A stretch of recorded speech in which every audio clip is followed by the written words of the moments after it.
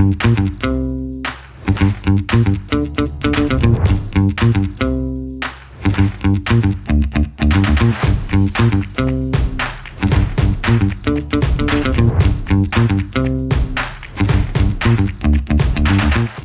voz del día en altavoz de este lunes. Un gran saludo para todos ustedes que están en sintonía y desde luego conectados en cada una de nuestras redes sociales, y como lo hacen día a día, momento a momento, desde los ratos en los que usted puede ir explorando el teléfono celular, las redes sociales y las nuestras, por supuesto, para estar enteramente informado del ámbito nacional, de estas noticias que siempre nos permiten estar realmente actualizados. Y eso lo puede conseguir aquí, en las redes sociales de Altavoz S en sus pantallas, TikTok, Facebook, X, Instagram y YouTube, la retransmisión en vivo y en directo, donde nos ven y nos escuchan desde cualquier rincón de Ecuador y el mundo. Gracias por hacerlo y seguir con nosotros en cada uno de los temas que hoy, por ejemplo, les vamos a seguir proponiendo. Entre esos temas estará en instantes Holbach Muñetón, presidente de la Federación de la Cámara de Turismo del Ecuador, hablándonos de esta búsqueda de la reactivación económica y turística, el feriado largo que se avecina a la despedida del 2024 y un balance también de lo que ha pasado durante este 2024 que despedimos, decíamos, para ver cómo llegamos al inicio del próximo año, con qué perspectivas y qué lineamientos también desde el gobierno y desde el sector privado se han establecido para fortalecer esta importante área en el país. Y también más adelante estará Alejandro Zavala, él es analista político, hablaremos de la propuesta de reforma constitucional sobre el financiamiento de los partidos políticos. Cuán involucrada se siente la gente con los partidos políticos. Los jóvenes, cómo se sienten involucrados con los partidos políticos. Cómo los partidos políticos toman en cuenta a los jóvenes y cómo les dicen, cómo les hablan, cuál es el lenguaje que utilizan. Y otros temas también que queremos tocarlos con el analista político y la coyuntura, por supuesto, inmediata en redes sociales, en el que se caracterizó en las últimas horas por este box tuitero entre el presidente Noboa y el expresidente Rafael Correa. ¿Cómo se originó y qué reaccionó por cada uno de ellos? Lo vamos a repasar también aquí en el programa, en nuestra red social X. Así que se lo encontramos enseguida el día de hoy, que empezamos con 3 horas de racionamiento de energía hasta el próximo domingo. Según los han advertido las autoridades, se mantendrá hasta el domingo porque, a la par de las gestiones que se han hecho para provocar la generación de energía alternativa, también están favoreciendo las circunstancias hidrológicas y atmosféricas para que las cuotas en los diferentes embalses que alimentan las hidroeléctricas se produzca de una manera favorable. Así que pues es una buena noticia sin duda que esto siga ocurriendo y que estas 3 horas y ojalá progresivamente lleguemos a lo anunciado por el presidente de la República y las autoridades de energía, que sea racionamiento de energía cero. Así empezamos.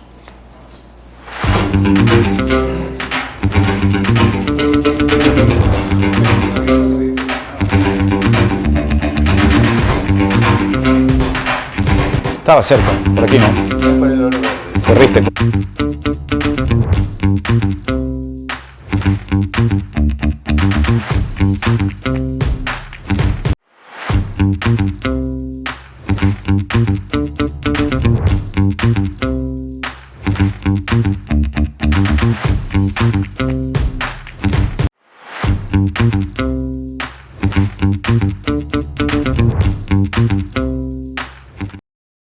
Seguimos en altavoz entonces, empezando nuestra rueda de entrevistas y temas también que tratamos hoy, como todos los días, con el presidente, esta vez con el presidente de la Federación de Cámaras de Turismo del Ecuador, Holbach Muñetón, quien ha estado ampliamente relacionado al área y conoce muy de cerca, porque además el haber participado con diferentes ópticas y lineamientos que los últimos gobiernos han dado, ha permitido a él, como protagonista también al frente del sector privado y el sector turístico, entregar aportes en alguna medida escuchados y en otras acompañados para el desarrollo turístico del país. Bienvenido, Holbach, a Altavoz, la voz del día, a este espacio que inauguramos y que pretendemos que se convierta en una vitrina para el entendimiento de temas importantes como este.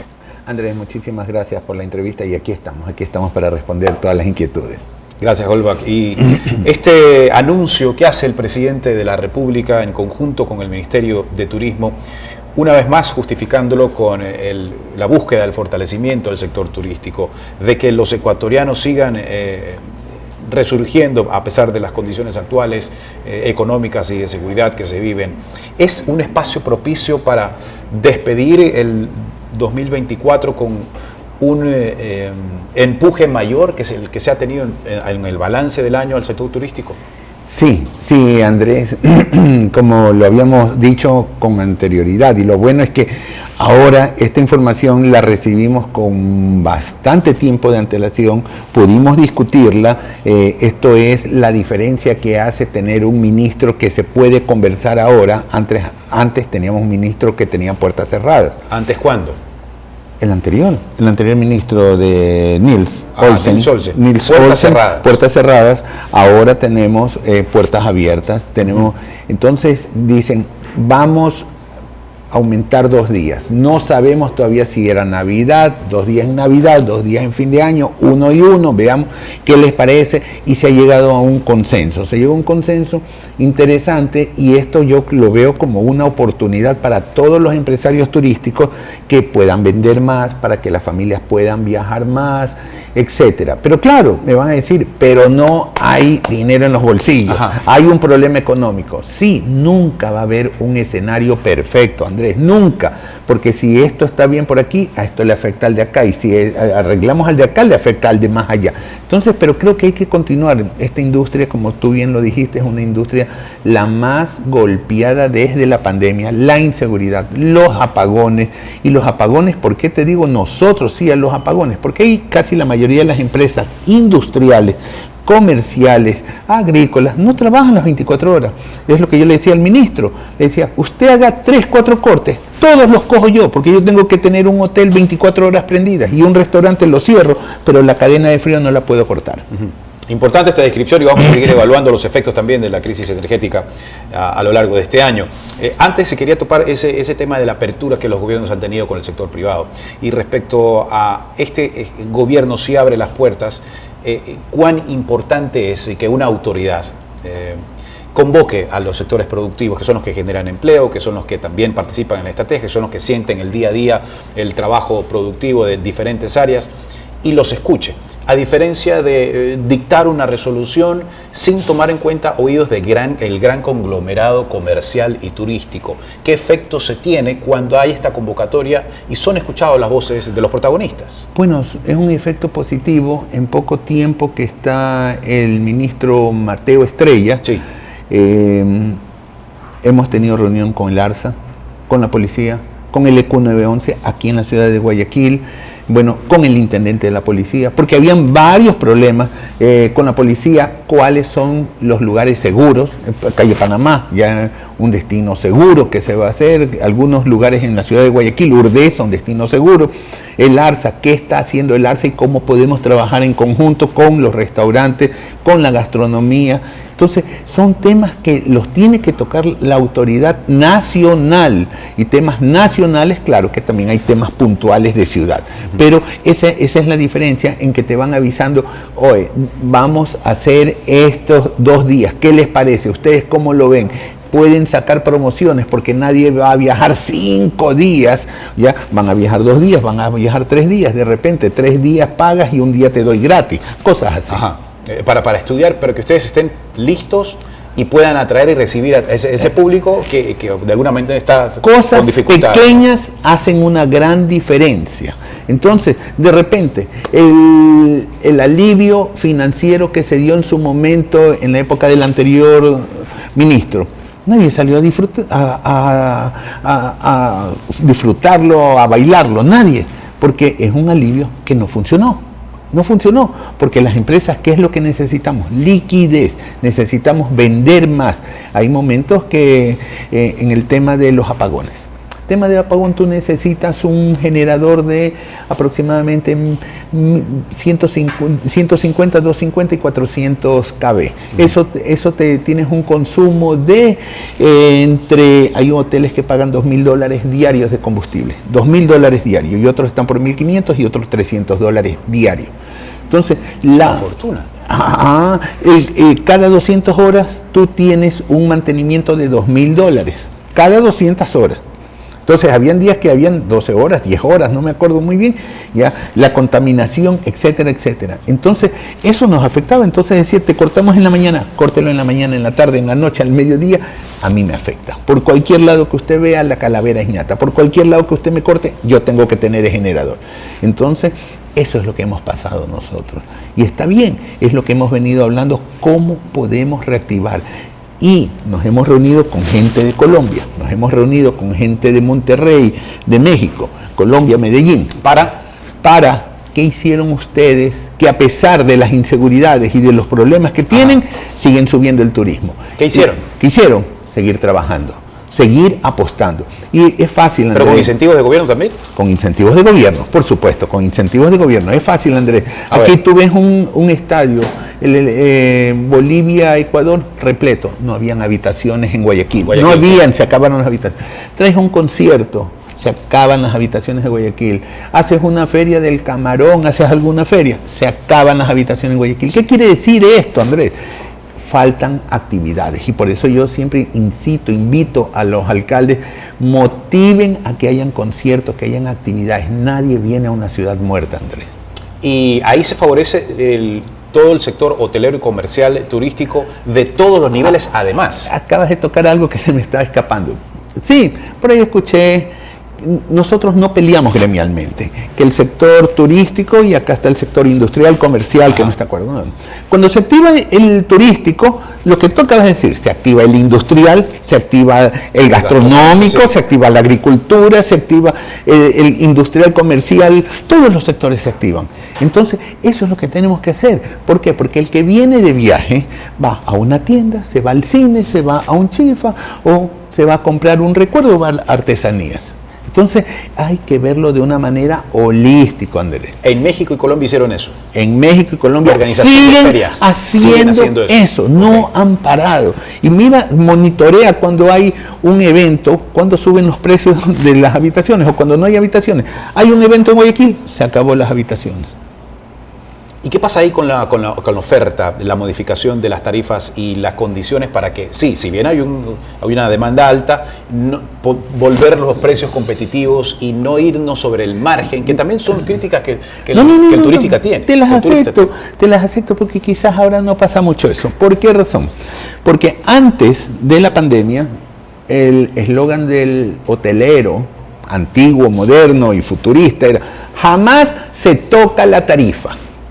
Hoy, lo primero es, se toca la tarifa. ¿Cuánto quieres pagarme para hospedarte aquí? Eso es todo, porque no tienes tú una demanda que todos los días vas a tener el hotel ocupado. Aquí tienes una demanda cíclica. 1 o 2 días cayó. Así es todo el año, así se comporta todo el año. Así se comporta. Por eso, en reuniones con alcaldes, yo les he dicho, hagan una semana, un partido al mes, otra, un concierto al mes, no gratis. Andrés, por Dios, eso le decía al alcalde, no gratis, pagado. Una vez vino Luis Miguel, que no se presentó aquí porque llovió. Exactamente. No había hotel en Guayaquil, no había. Y me consta que he visto gente de Italia venir al concierto. No se presentó, cogió sus maletas y se fue, no le interesó el país. Entonces, hay que entender esa óptica y ahí ganamos todos. Eso es una visión empresarial del sector privado que proponga, denos alternativas y trabajemos en conjunto. Con Marcela Guiñaga hace 2 semanas hicimos el encebollado más grande del mundo. Récord mundial. El récord mundial Guinness. Señores, eso es muy bueno, hay que dar noticias positivas. Hay que seguir. El encebollado más grande del mundo. El encebollado más grande del mundo. En Guayas. Así es, lo hicimos en Daule, en la provincia del Guayas, pero esto no es que Daule se queda ahí, esto es el Ecuador. Esto es el Ecuador. Alguien nos decía que estaba en Nueva York con el hijo y el amigo del hijo, y el amigo del hijo le dice al hijo: oye, en tu país hay un récord Guinness ahorita, Y ahí se enteran Ajá. que era un récord Guinness aquí. Entonces, son cosas que tienes que hacer buenas noticias. Pero si vamos a estar con malas noticias, en todo país, vean lo que pasó en Nueva York, en todo país hay malas noticias. No quiero decir que ya hemos solucionado el mundo, pero hay una cosa que es verdad, las deudas no le caen COVID, a las tarjetas de crédito no les cae sicariato, no les pasa nada y esas siguen creciendo, pero la productividad, en cambio, la estamos bajando. La ley de alivio financiero recientemente aprobada por la Asamblea, ya publicada en el registro oficial, también toca a los pequeños, medianos y grandes empresarios respecto, por ejemplo, entre los beneficios, haber mantenido el personal y una exoneración respecto del pago progresivo del impuesto a la renta. ¿Cómo observas estas medidas complementarias para seguir subsistiendo en el sector? Son medidas buenas, no podría decir que no, porque voy a ser negativo, que todo lo que saca el gobierno, sea quien sea el gobierno, el gobernante, son negativas, no. Pero desde mi punto de vista, yo creo que hay temas más grandes, siempre tienen un concepto que yo discrepo. Ayudemos al pequeño. El grande se defienda solo. El grande se puede defender. El grande tiene músculo financiero. No, señores, no es así. El grande también sufre porque ganas bastante, pierdes bastante.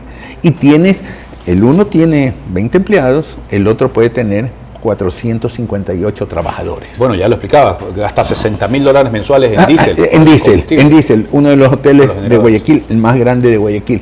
Eso es lo que gasta, tiene 2 motores de 900 kVA, entonces en donde tienes como 300 habitaciones. Entonces, esas son las complicaciones que hay, que muchas veces no la ven el que está sentado en un escritorio. Lo que nosotros queremos es subsistir. Yo quisiera ya venir aquí a hablar productividad. ¿Qué estamos haciendo para competir con Perú, con Colombia, con Costa Rica? Se me está llevando mi clientela. Recién sacamos el primer reunión de avistamiento de aves. Ajá. Tiene un nombre, no me acuerdo, avefefes, aves, bueno. Ya. Eso de ahí es importante, es un nicho de mercado nuevo, avistamiento de aves. ¿Usted qué? ¿Vienen a ver pajaritos? Sí, vienen a ver pajaritos. Ese segmento viaja por el mundo con cámaras, con videos y tiene un poder adquisitivo alto. ¿Ya? En el mundo hay algunos millones de personas que ven eso. Entonces hay que buscar segmentos, hay que buscar qué actividades hacer. Hemos hablado con el padre de la catedral de Guayaquil. Se van a hacer muchas más actividades de turismo religioso. Se ha hablado con uno de los hospitales insignias de aquí, Solca. Estamos trabajando viendo cómo llegamos a hacer turismo de salud. ¿Cómo? Que vengan personas a operarse acá, porque tienen una capacidad instalada. Y que vengan de otros países también. No, perdóname, estoy hablando de otros países acá.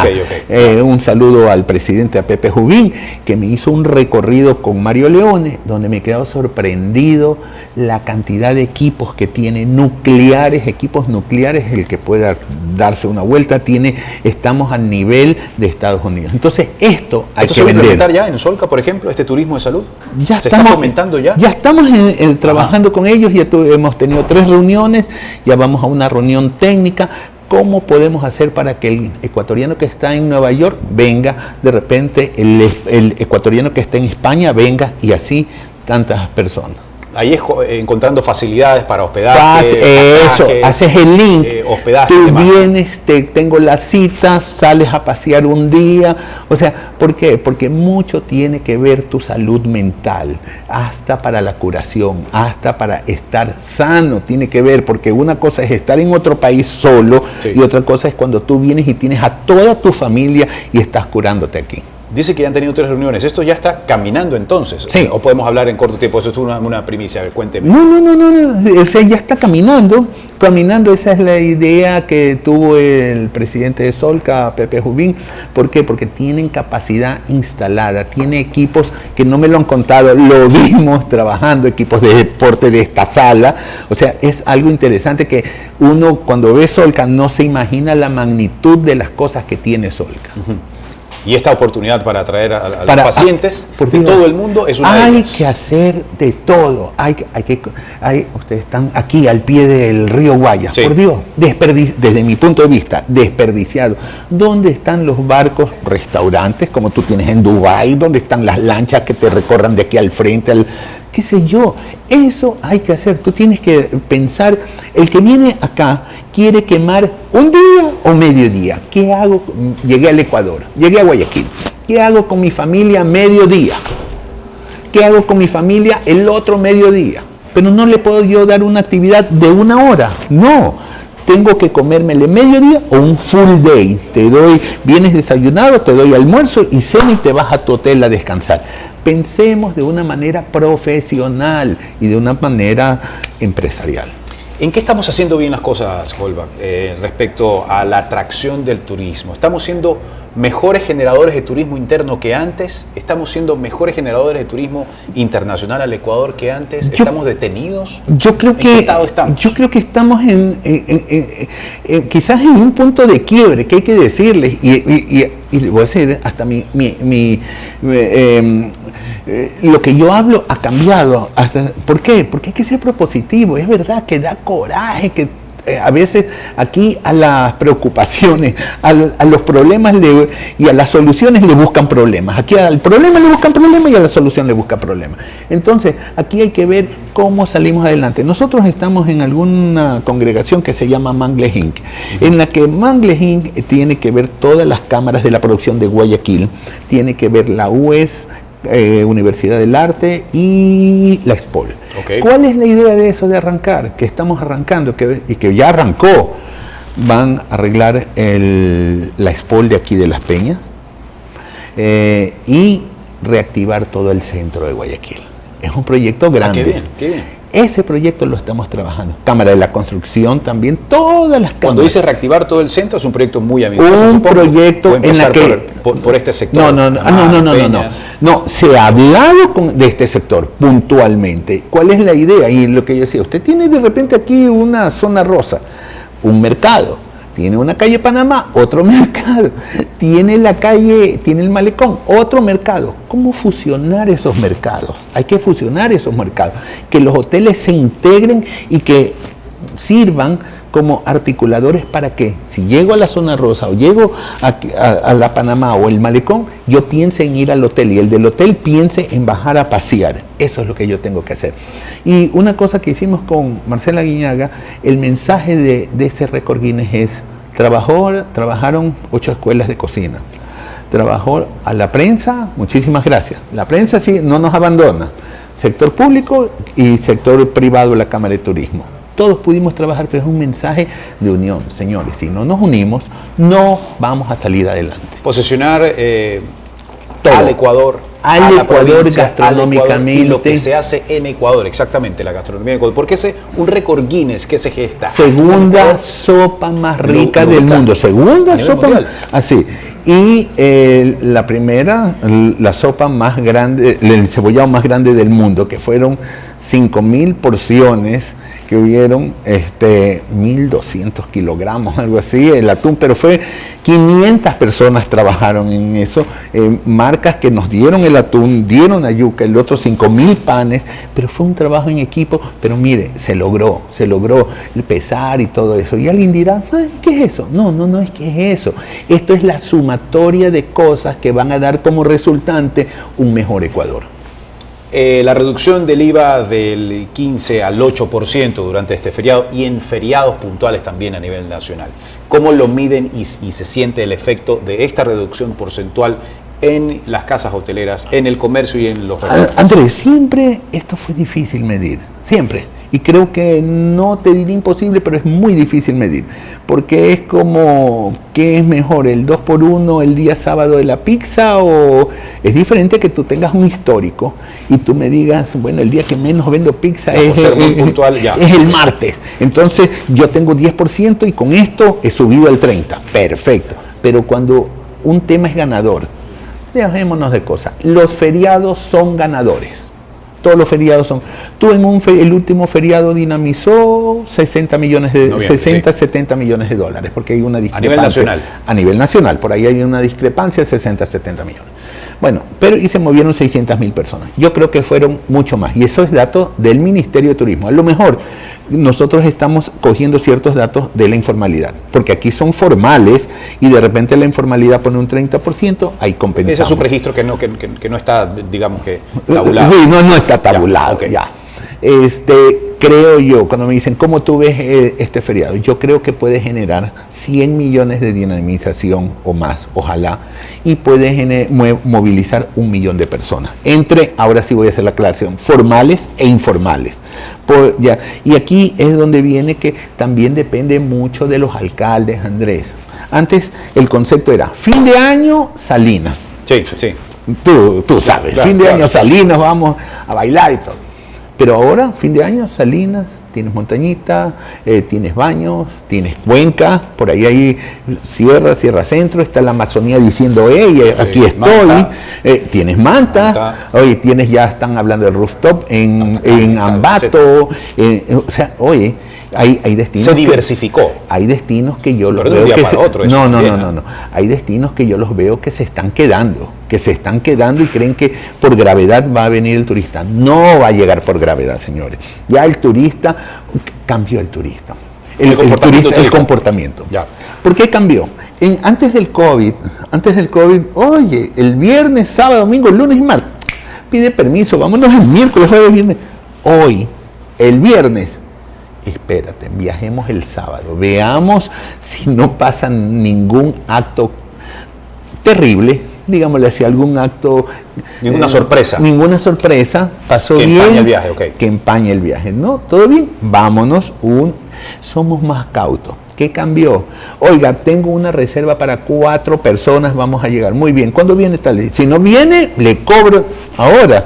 No pude ir, ya no hay problema, reagende y punto. ¿Por qué? Porque ahora estamos expuestos a que cualquier momento haya una sorpresa. Sí. Entonces hay cosas que han ido cambiando y hay que entender, comprender al turista actual. Y ahí ajustarse a la realidad. Sí, a ustedes como empresarios les ha tocado también ese ajuste a la realidad. Claro. Y comprender también. Cambiado porque de repente, seamos honestos, de repente te dicen, oiga, yo puedo pagar esto de aquí. ¿Cuánto tengo mi hotel? Tantas personas, 10 habitaciones, eso. Venga. ¿Ya? O sea, hay hoteles que tienen una flexibilidad actualmente. Hay demasiada flexibilidad. ¿Qué tienes tú que me puedes ayudar? ¿Qué tengo yo? ¿Cómo nos podemos unir para salvarnos? Eso es lo que estamos haciendo. Estamos en camino al 2025 a consolidar una industria armónica como se hubiese querido o como Holbach, te he escuchado en entrevistas años atrás desearlo también, que esto ocurra tanto la industria como el sector gubernamental y local para que los pasos que se den articulados como los que se han dado se construya un gran 2025 en ámbito turístico. Yo creo que sí, porque yo creo que de repente se ha tocado fondo y está un poquito más abajo del fondo, porque tú decías ya el COVID 5 años, salimos, ya mismo llegamos y de repente te caen las cárceles. Sí, que no vivíamos eso, te cae un Canal 10, te cae la muerte de un alcalde. Sí. Y tú me dices, ¿qué tiene que ver con el turismo? ¿Qué tiene que ver? El fallecimiento del candidato a la presidencia nos llegó al 10% de ocupación. Fue un golpe terrible. O sea, no había nada que hacer, nada. La gente suspendió todo. Fue algo que... Fue un shock emocional. Atroz.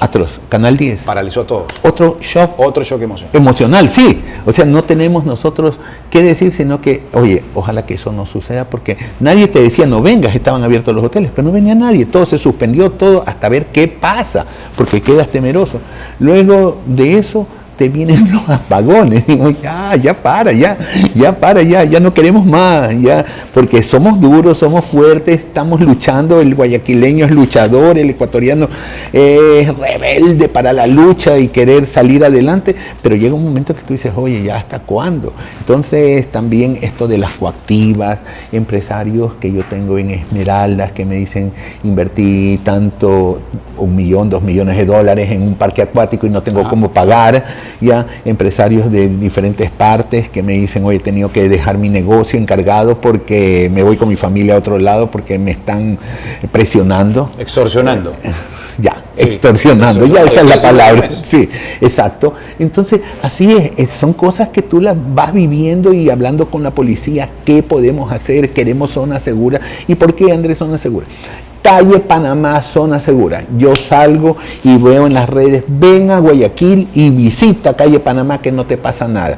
Malecón, zona segura. Urdesa, zona segura. Esto pasa en Cancún, pasa en todos lados. En Cancún, tu zona segura es la zona hotelera. Y de ahí no salgas. De ahí no salgas porque ellos, la policía mismo te dice, señor, hasta aquí lo puedo yo sí, resguardar. De aquí para allá no puedo. Entonces, eso hay que hacer, Andrés. Eso es todo. No es que por la inseguridad yo me voy a cruzar de manos. No podemos.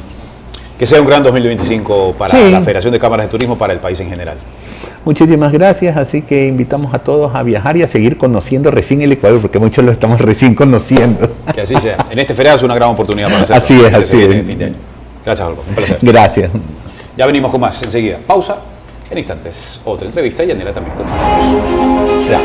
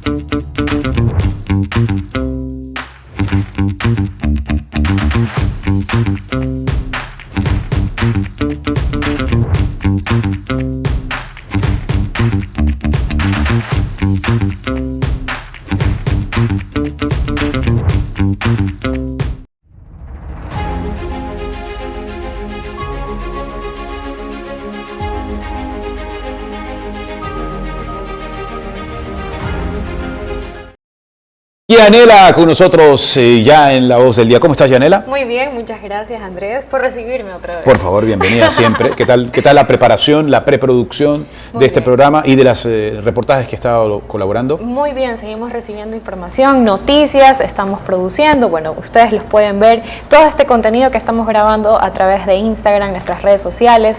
Por favor, si el productor lo puede poner. A ver, así es. Bueno, recuerden que nos pueden encontrar en TikTok como altavoz.es, en Facebook nos pueden encontrar como altavoz.es, en X, Instagram y YouTube como altavoz eco. Bueno, estamos listos para recibir a nuestro siguiente invitado, Alejandro Zavala, es analista político, consultor en materia electoral y el comportamiento también del electorado, además de los candidatos, por supuesto. Estas estrategias que se van diseñando en el camino y que ahora se acentúan por la pre-campaña electoral y que hay algunos ya marcadores y que van dibujando un poco el panorama respecto a lo que podría ocurrir en las próximas elecciones. Alejandro, buenas tardes y bienvenido. Hola Andrés, muchísimas gracias por esta invitación, un gusto saludarte a ti y un saludo grande a la audiencia. Alejandro, bueno, las últimas cifras que digamos que se hicieron públicamente de informe confidencial y de unos encuestadores daban un amplio margen de aceptación a dos candidaturas, la de Luisa González y Daniel Noboa. A Daniel Noboa lo ubicaba 3 o 4 puntos por encima de Luisa González, pero muy por detrás de ellos estaban el resto de candidatos. ¿Por qué? ¿Cómo explicar, empecemos con eso, cómo explicar esta marcada diferencia entre todos los candidatos y Luisa González, Daniel Noboa? O sea, parecería que son dos elecciones distintas. Primero podríamos decir que las dos encuestas últimas que se han hecho públicas son consistentes en sus resultados. Por eso ya nos da la idea que son empresas serias, las dos, Comunicaliza, por ejemplo, fue la única que aceptó con décimas la victoria del presidente Noboa, y Informe Confidencial, que tiene una trayectoria, digamos, larguísima, del conocido consultor político Durán Barba. Yo creería que esto habla mucho del sistema electoral fallido que tenemos. Fíjate, dos cosas que son realmente reveladoras. La primera, que es verdad que los dos candidatos que están arriba, el presidente unos puntos arriba de Luisa González, realmente se podría hablar de un empate técnico porque están por debajo de la diferencia del margen de error. Eso es lo que técnicamente se llama empate técnico, pero el resto de 4% para abajo, y hay muchísimos candidatos que están por debajo del 1, o sea, ni siquiera estadísticamente existen, o sea, están debajo del margen de error, lo que significa que no son medibles estadísticamente. Esto quiere decir que tenemos un sistema electoral absolutamente fallido. Es imposible que en un país como el nuestro tengamos 16 candidatos a la presidencia, tengamos 300 organizaciones políticas, tengamos sábanas de gente que ni siquiera conocemos, que no sabemos cuál es su trayectoria, y que además, cuando hay una altísima fragmentación, como en este caso, evidentemente los más beneficiados son los partidos posicionados, porque la gente no va a darse el tiempo de ver 16 planes de gobierno, 16 candidatos, sino que normalmente tienen que escoger los más conocidos. Son dos grupos muy marcados, Alejandro. Observas que dentro de este segundo grupo, al margen de Daniel Noboa y Luisa González, hay alguno o algunos candidatos que podrían empezar un ascenso o de manera sorpresiva o convertirse en una tercera alternativa marcada al menos, o estamos lejos de que eso ocurra. Pasa que hay tres datos que son reveladores. El primer dato es que el tiempo es muy corto ya, o sea, estamos a 2 meses de la elección, ya de ir a las urnas. Muchos de los candidatos no son ni siquiera conocidos, tendrían que hacerse conocer en 220 cantones, 24 provincias. Es un tema un poco complicado, no definitivo, pero es un poco complicado. Lo segundo es que el porcentaje con el que están es extremadamente bajo como para que remonten. O sea, tendrían que saltar de una manera geométrica. Y lo tercero es que el nivel de indecisos, si tú ves las dos encuestas, coinciden en que si bien el nivel de indeciso está entre el 15 y el 20%, es muy poco, pero tendría que irse todo ese 20% monolíticamente a una sola candidatura para que tengan alguna opción.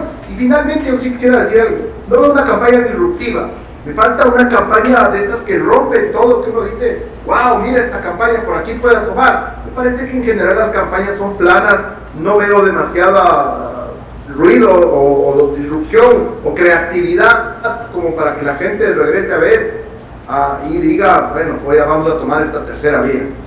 Esta oportunidad de una tercera vía o de al menos alguien que destaque, que no sean los dos que encabezan al momento las encuestas, de los dos candidatos que encabezan las encuestas, ¿podría estar representado dentro del debate? ¿Consideras que el formato, la cantidad de candidatos permitiría que un candidato que ya sabemos pues que tiene muy poco tiempo para exponer sus propuestas, más bien es para lucirse en diferentes otros aspectos comunicacionales y no en los de su propuesta de gobierno o de campaña, podría ser ese espacio uno donde destaque uno de ellos de manera también otra vez sorpresiva?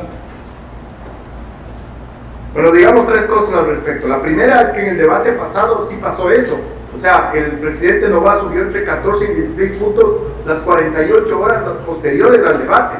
Pero, ahora digamos otras dos cosas que son importantes. Por suerte tú eres un hombre de televisión. Desde hace mucho tiempo tienes trayectoria en televisión. ¿Sabes lo que es poner 16 personas en un estudio de televisión? Es imposible, pues no va a pasar, va a ser una locura, va a ser todo un ruido tremendo. La vez pasada hubo la mitad de candidaturas y así ya era demasiado. El problema, y además, por último, una tercera cosa que quería decir, la visión de lo que para el CNE es un debate que es absolutamente miope, un debate por definición, vaya a la Real Academia de la Lengua, te dice que es confrontación de dos ideas contrapuestas. O sea, ¿cómo puedes creer que lo que hacen ellos es un programa de preguntas y respuestas, de un quién quiere ser millonario, o 100 ecuatorianos dicen, pero eso no es un debate, debate es confrontación de tesis diversas. Yo estoy escuchando por ahí que tal vez se separen en dos grupos, como ya pasó en la alcaldía de Quito, por ejemplo. Suponte que en un grupo están Rabascal, Pedro Granja y Luisa González. ¿Qué van a debatir si prácticamente la visión de país que tienen es la misma? Entonces yo creo que esa visión del debate es muy miope, esa cantidad de gente hablando toda amontonada al mismo tiempo, esa largura que significará que hagan dos grupos, terminará a medianoche, qué sé yo, va a confabular. No es las mismas circunstancias además del debate pasado, porque hay que recordar las circunstancias en las que se dio el debate, pues veníamos de una muerte cruzada de primera vez en la historia republicana y veníamos de un gobierno de Lazo que estaba en alrededor del 13%, el gobierno ahora tiene 42% de aprobación y está liderando las encuestas, no es lo mismo, o sea, es más complejo, no estoy diciendo que imposible, faltan 2 meses. Está comprobado en el mundo que los resultados se dan vuelta, que vivimos en una sociedad líquida, es cierto, pero lo veo cada vez más complicado. Tengo unas preguntas adicionales respecto a estos últimos tweets que el ring tuitero del presidente Noboa y el expresidente Rafael Correa, además de la propuesta de reforma constitucional de financiamiento de los partidos políticos. Enseguida, antes unas de Yanela, Alejandro. Perfecto. Alejandro, una consulta. Si bien es cierto, el público joven es extenso, es grande, ¿usted considera que de pronto faltan estrategias para llegar a ellos?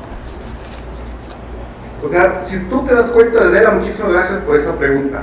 Lo que les falta a los candidatos es definir lo que se llama una identidad digital. El único que tiene una identidad digital marcada es el presidente Noboa. Y te voy a decir por qué. Porque ya sabes lo que te vas a esperar con el presidente Noboa en sus redes sociales. Sabes lo que hace en TikTok, sabes lo que hace en Instagram. Ahora, bueno, nos sorprendió un poco con lo que hizo en Twitter. Pero ya sabes cuál es la identidad de él, qué es lo que vas a encontrar ahí. Mucho ejercicio, mucha vida familiar, muchas cosas irónicas en TikTok, muchas cosas divertidas. Y si tú ves las métricas, que a ver, aquí hay que tener mucho cuidado. Likes, compartidos y corazones no son votos, no es igual. Pero si tú ves, métete al TikTok, cualquiera de los que nos esté escuchando puede meterse al TikTok del presidente o al Instagram. Él tiene 150, 160 mil reacciones. Los que le siguen tienen 2000. Entonces, sí es mucho más complicado. O sea, yo no veo una identidad digital que los otros candidatos hayan podido lograr. Y más bien lo que hacen es tratar de hacer prueba y error, denotando que no hay una estrategia detrás, porque cuando haces una payasada o haces alguna cosa fuera de lugar, eso denota falta de estrategia, denota improvisación. Están buscando para ver por dónde. Fíjate lo que le pasó a Luisa González en la campaña pasada. Empezó siendo la tía Yuli corriendo en la Carolina, luego cocinando una tonga manaba, luego lucha de machetes y terminó casándose en una iglesia cristiana. O sea, eso no es estrategia, eso es, veamos qué me resulta. En cambio, el presidente, si tú ves, es coherente. O sea, te puede gustar o no, puedes criticarlo o no, pero ahí están las cifras. Cualquier persona puede meterse al Instagram o al TikTok del presidente y va a darse cuenta la brutal diferencia que hay con el resto. Ok, pero también hay personas que no consumen las redes sociales. ¿De pronto hay alguna alternativa para estas personas que no las consumen, que no son jóvenes, pero que también necesitan los candidatos subir un tercer nivel? Excelente pregunta, porque me permite aclarar algo que yo siempre sostengo. Sin una buena estrategia digital, es seguro que no vas a estar en el radar del 70% de la gente. O sea, somos 13.400.000 ecuatorianos que estamos aptos para votar. De esos 7,5 millones son millennials y centennials. Entonces van a salir del radar de la gente. Pero el que dice que solo con estrategia digital gana, no conoce el Ecuador. Es absurdo. Hay lugares en donde a la gente le gusta que el candidato vaya, donde haga presencia, que se tome una foto, que dé un abrazo, que se acerque a escucharle a la gente. Pues, o sea, y además otra cosa, los consultores hablamos de 3 tipos de estrategias. La estrategia de aire, mar y tierra. Entonces, si no tienes una estrategia también buena de aire, que son los medios de comunicación tradicionales, también te va a flaquear. O sea, la comunicación, y ahora también existe el Smart Data. Digamos, la comunicación hoy en el mundo es 360 grados. Si tú descuidas alguna de esas patas, seguramente que vas a flaquear en algún lado. Por eso es que las campañas ahora son hiperprofesionales, cuentan con equipos de gente especial. Fíjate, yo hasta hace pocos años hacía campañas, digamos, con una estrategia digital. Hoy tengo que tener una persona experta en TikTok, porque si no, no existo. Y si no saben manejar un TikTok que tiene una lógica distinta al Instagram, a Meta o a Twitter, entonces estoy frito, no me va bien en TikTok, y seguramente con las 13 millones de cuentas que hay en el Ecuador estaré fuera de un montón de gente. Sin duda alguna. Ahora bien, usted nos menciona que hay estrategias para llegar al público joven, para llegar también al público experimentado, pero ahora como joven, yo le hago esta pregunta. Nosotros ya conocemos el sistema, nosotros ya sabemos cómo es la política en nuestro país. ¿Cuál es de pronto esa visión o ese consejo desde su posición para los jóvenes que como yo de pronto queremos incursionar en la política o que queremos y nos llama la atención este lindo trabajo que es de defender nuestro país? Cuatro cosas les podría decir ahí.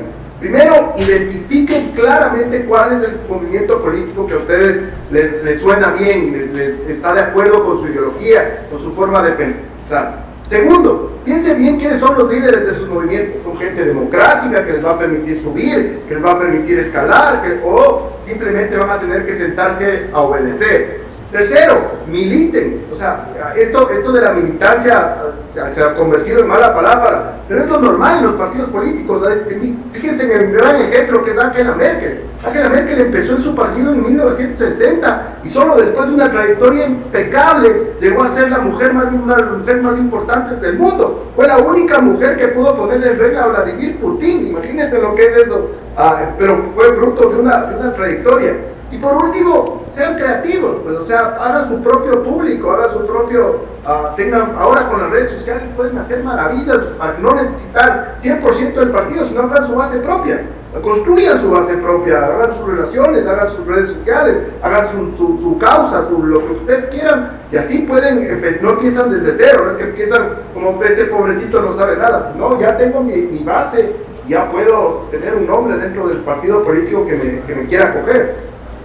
Alejandro, vamos con otro análisis respecto a lo que hoy, domingo y hoy, sucedió entre el expresidente Correa y el presidente Daniel Noboa. En el tuit, uno puede evaluar a través de sus publicaciones quién pudo ganar cada round y quién finalmente la pelea, o cuál es la lectura que a través de redes sociales se da a este tipo de tú a tú que dos personajes de la esfera política tienen y que permanentemente uno como influencer más que como exmandatario tiene y otro como mandatario con la argumentación que presentó. Repasémoslo, Alejandro, a continuación para acompañar lo que pregunto con lo que escribieron ambos en la red social X. Empezamos con el primero. Estamos haciendo lo posible. Aquí describía el presidente Noboa una descripción de varios puntos relacionados a sus logros, lo que califica como logros en materia económica, dolarización, Black Friday, el crecimiento de recaudación y demás. A este tuit, a esta explicación, a esta argumentación que presenta informe, más bien que presenta Daniel Noboa, el expresidente Rafael Correa responde: las tonterías que sostiene Noboa para mostrar el éxito, lo pone entre comillas, de su gobierno, no las dice ni un niño de 5 años. En fin, los corruptos siempre fueron ellos. Y responde a esto el presidente Noboa: ya que su único vicio es la lectura, Masi Rafael, por favor dígame si le enviamos una copia de estos documentos a Bélgica, México o Venezuela para que los lea. Y le envía, pues, ¿no?, las sentencias condenatorias, auditoría de Refinería del Pacífico, revocatoria de visa, caso Reconstrucción, caso Metástasis, informe de las casas invisibles de Manaví y Esmeraldas, a lo que el expresidente Correa finalmente anota: chiquitín, no seas ridículo y mejor dedícate nomás a la carpintería. Los corruptos siempre fueron ellos. Aquí está, el tú a tú entre Rafael Correa y Daniel Noboa. ¿Quién ganó esta pelea? Bueno, 3 cosas voy a decir ahí también. La primera es que, como leí en las redes sociales, alguien dijo que era porque el presidente estaba cayendo en las encuestas. Parece que no ha visto que el presidente Noboa ya le pega, es la tercera vez que le pega fuertemente. Es la primera vez que lo hace por Twitter. Pero acuérdense del Because is Nice, Because is Handsome, y acuérdense de la otra que le hizo la lloradera, etc. Las otras veces fueron por TikTok, esta vez es la primera vez que usa Twitter, así que no es algo nuevo. De vez en cuando le da un golpecito, un tiro por elevación. Lo segundo que se ve ahí es que el presidente Correa, acostumbrado a él ser el bulleador o el bully de la secundaria, cuando le va al revés no sabe cómo comportarse, pues él es siempre el sabido, el que le trata de humillar a la gente, acuérdense en las sabatinas cómo era, a sus propios ministros, etcétera. Pero cuando le da al revés, le cuesta muchísimo, responde con unas cosas que el chiquitín pareciera a él, pues esa forma de contestar descalificando, haciendo un ad hominem, me parece que no sabe manejar bien él cuando es al revés. Cuando es para él, ahí sí le va muy bien, pero cuando es al contrario, es complicado. Y finalmente lo que tendríamos que ver es cómo esto entra a polarizar la campaña, ¿no? O sea, Daniel Noboa lo que está haciendo es ponerle al rival a Rafael Correa, sacándole automáticamente a Luisa González, porque si es que con alguien va a tener que discutir es con Correa, y eso da cuenta de que Luisa es un vehículo nada más para llegar a Correa. Le ponen el rival en el round, en la arena política a Correa y no a Luisa González. Llevar un conflicto a la arena de la red social. Ahí va la siguiente pregunta respecto a la reflexión inicial, Alejandro.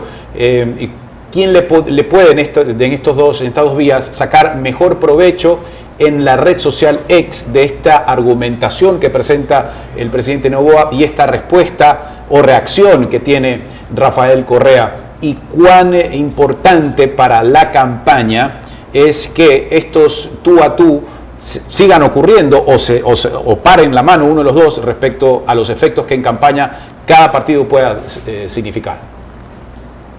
Bueno, empecemos por el final. Yo creo que Noboa utiliza muy poco este recurso. Saben que la verdad solo sirve cuando son esporádicos, cuando no es repetitivo el tema, cuando no es, digamos, una obsesión, sino que de vez en cuando agarra y le sube al ring y ahí se dan, y a él le sirve muchísimo, porque si usted ha visto las reacciones, son exponenciales, digamos, lo que sucede ahí. Segundo, que es evidentemente que esto polariza la campaña, ¿no? Entonces ya se va viendo quiénes son los posibles finalistas de la campaña. Y tercero, me parece que una cosa que es muy importante, al ponerle los casos de corrupción uno a uno con los que se identifica la Revolución Ciudadana, les pega en donde más les duele, porque el imaginario de la gente no se olvida del tema de la corrupción del gobierno de los 10 años de la Revolución Ciudadana. Es como estigmatizar el tema de la corrupción, y ahí les duele bastante, porque en el imaginario de la gente eso está metido muy adentro. Alejandro, queremos agradecerte por estos minutos entregados, el análisis al comportamiento de la red social, el aporte la mirada que deban de tener los candidatos para el sector de los jóvenes en todo el país, que es gran parte de su electorado, el manejo de las redes sociales, y también esta marcada diferencia entre dos opciones versus las otras 13 que están en contienda, pero muy lejos y, como tú lo anotas, Alejandro, quizás con nulas posibilidades de llegar a segunda vuelta, de ser el caso. Hasta una próxima ocasión y gracias por tus aportes, Alejandro. Muchas gracias. Muchísimas gracias por esta invitación, les mando un abrazo grande, siempre a las órdenes. Gracias a ti, Alejandro. Alejandro Zavala, analista político, también consultor en materia electoral. Nos vamos a la pausa. Así es. Antes de irnos a la pausa, vamos a revisar cuáles son las redes sociales donde pueden seguir encontrando más información. Estamos en TikTok como altavoz.es, en Facebook como altavoz S, en X, en Instagram y en YouTube altavoz EQ.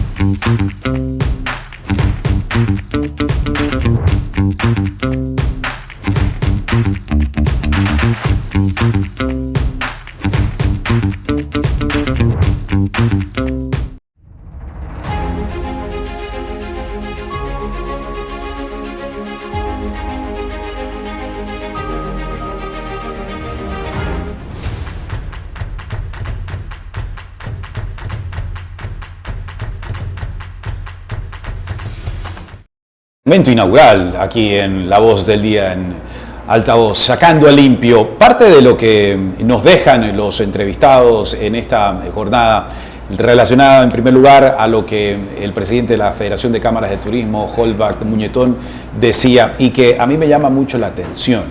Este gobierno nos ha abierto las puertas para conversar, otros no, y se refería al inmediato anterior, a Nils Olsen, al ministro de Turismo. Y me llama la atención que aquí los gobiernos lo que se han esmerado, creo que en mayor medida, es decir, que nuestro gobierno es un gobierno de puertas abiertas. Eso se tiene que sentir en la práctica, eso se tiene que sentir en el día a día, que las acciones vayan acompañadas de las palabras, de su voz, en altavoz, por supuesto, y que se cumpla.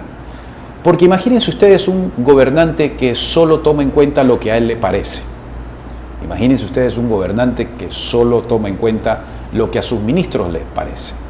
Imagínense un gobernante que solo hace lo que su círculo cerrado le indica que debería hacer.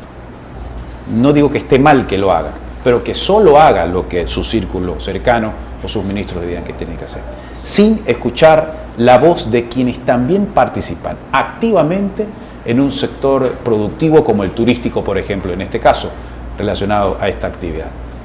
Así que es un buen panorama este que deja el empresario Holbach Muñetón respecto a que las puertas están abiertas para seguir escuchándolos.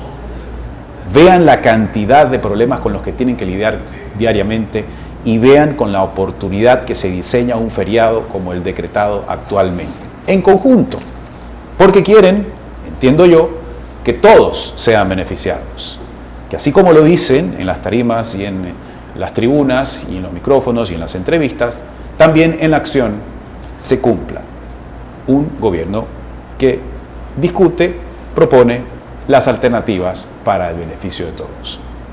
Y con respecto a la entrevista que realizamos con Alejandro Zavala, analista político, llama la atención también el hecho de que él observa muy marcada, como que estoy seguro muchos más, al margen de los números, este distanciamiento, lucha allá arriba entre Daniel Noboa y Luisa González y acá abajo el resto de candidatos, que él decía que casi que ni se los ve ni se los escucha y por ahí todos con manotazos de ahogado a través de sus ideas creativas, entre comillas, buscan llamar la atención para lograr un poco más de notoriedad. Pero ese es el panorama político al que estamos abocados. Y uno dice, ¿para qué tanto partido político? ¿Para qué tantas opciones si ni siquiera van a llegar? O ellos mismos sabrán que no van a llegar, pues saben que no van a llegar, evidentemente. Pero yo creo que debe haber la oferta al menos. Y que el ciudadano tenga ese poder de decidir si le doy a ese, que no me parece que debería estar en esa ubicación, mi voto.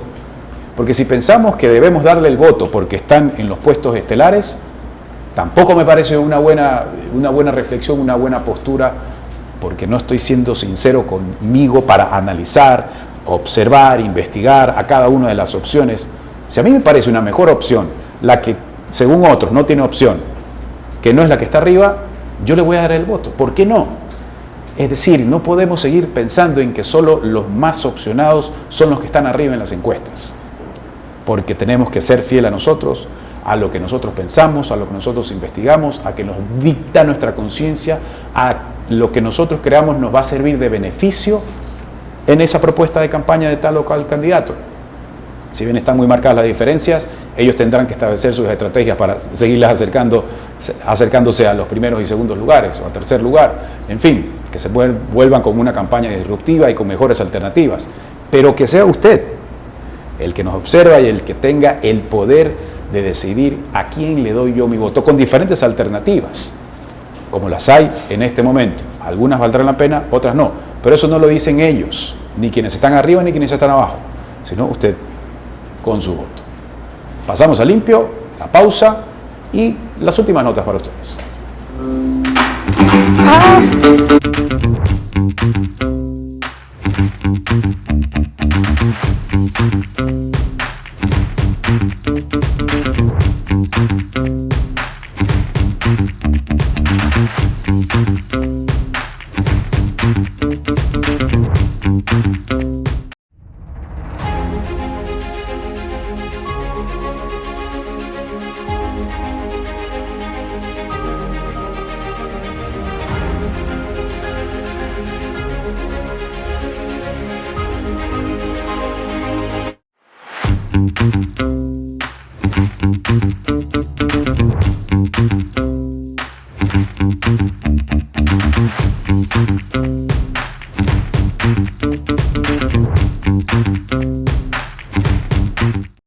Así es. Buenas noticias, ¿no? Así es. A ver. Y bueno, te cuento, Andrés, que el presidente francés, Emmanuel Macron, y el presidente electo de Estados Unidos, Donald Trump, mantuvieron una reunión concertada apresuradamente con el líder ucraniano Volodymyr Zelensky, antes de celebrar la reapertura de Nord Stream.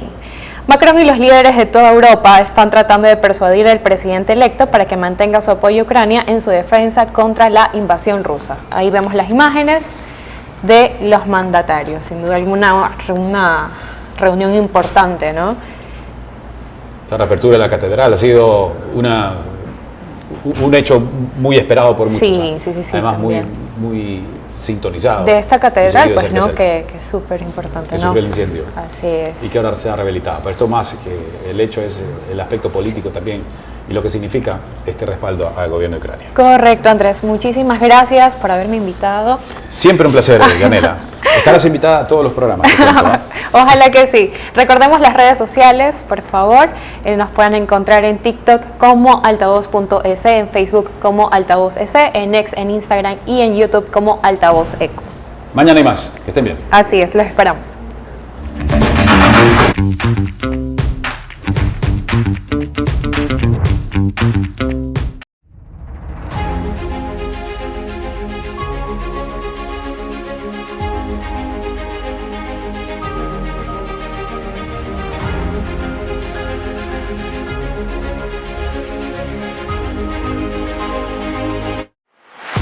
Thank you.